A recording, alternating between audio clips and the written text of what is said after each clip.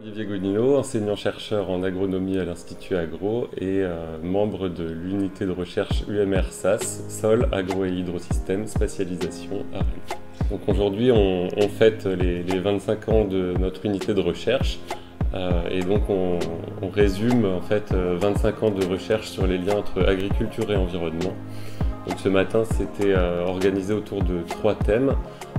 L'étude du bocage et des zones humides, qui sont deux objets environnementaux qu'on étudie depuis les débuts de cette unité. La compréhension du fonctionnement des bassins versants et des liens entre l'agriculture et les agro-hydrosystèmes, donc les systèmes aquatiques et les pollutions qui en découlent. Et puis une troisième partie sur les différentes approches d'études des aspects environnementaux liés à l'agriculture, notamment analyse de cycle de vie, lien entre la polyculture et l'élevage, et puis la gestion de l'azote dans les bassins versants. La recherche est passionnante. La recherche en agronomie et en sciences de l'environnement, on a déjà beaucoup de connaissances.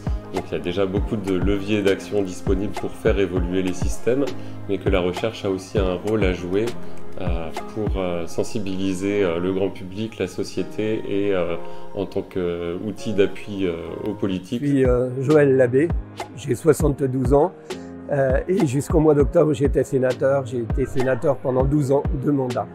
Alors c'est une journée que j'ai beaucoup appréciée, riche d'échanges, d'écoute de la part de l'auditoire parce que j'avais des choses à dire et des présentations à faire, une écoute très attentive et puis des échanges ensuite qui étaient intéressants et riches et qui montrent que beaucoup de personnes maintenant sont lucides sur le fait qu'il faut faire bouger les choses. Ça montre un travail de scientifique, un travail précis, et un travail qui doit aider justement à faire évoluer les choses en faisant un état des lieux et puis aussi des projections sur l'avenir.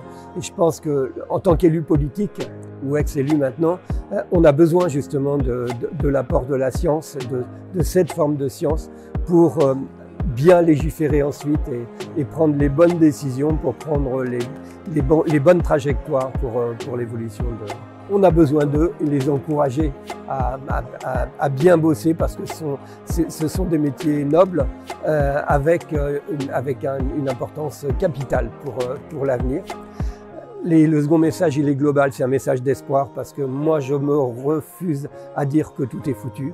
Tout est très préoccupant, on est mal parti, mais rien n'est foutu du tout dans la mesure où on se prend en main collectivement, on se retrousse les manches et on trouve les bonnes solutions. On fait bouger le monde politique pour qu'il fasse véritablement son travail. Voilà.